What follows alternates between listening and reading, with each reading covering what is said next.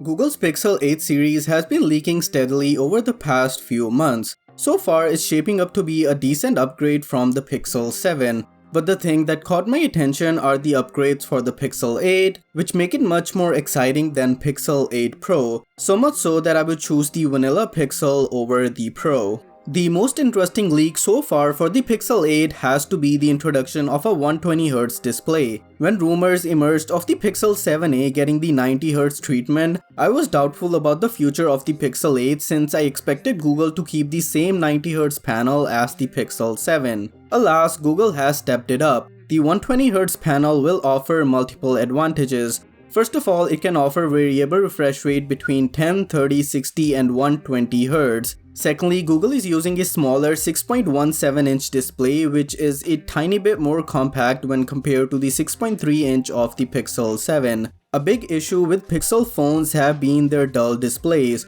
Google is finally going to use brighter panels on these phones. The Pixel 8 will go up to 1400 nits in peak brightness mode, which once again is better than the 1000 nits of the Pixel 7. As expected, the displays will still be flat and have more rounded edges along with thinner bezels. Now the thinner bezels are not a given, but one can dream at least. Moving to the other less interesting leaks about this phone, the battery will be a tiny bit larger. Specifically, it'll be 4485 mAh, up from the Pixel 7's 4270 mAh. Even the charging speed is getting a bump by 4 watts. It will now be a whopping 24 watts. I'm just kidding, this is my sarcastic way of saying it is still slow when compared to the OnePluses of the world. Now the design is going to be the same as Pixel 7, but as mentioned earlier, with rounded corners and a smaller footprint. Tensor G3 will be in these phones. I can't say anything more about it. I just hope it doesn't overheat or underperforms and is able to provide this phone with decent performance and good battery life.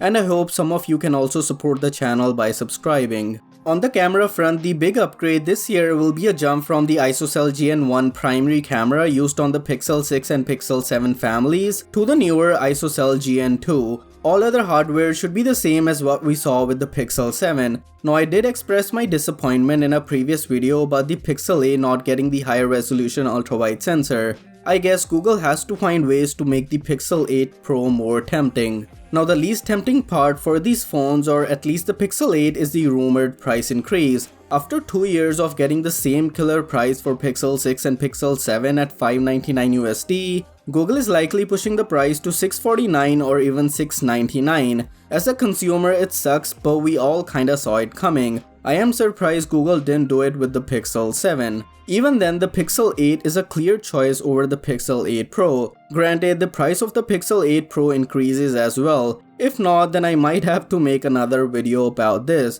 Now let me know your thoughts about these phones. Until then, take care and I'll catch you guys in the next one.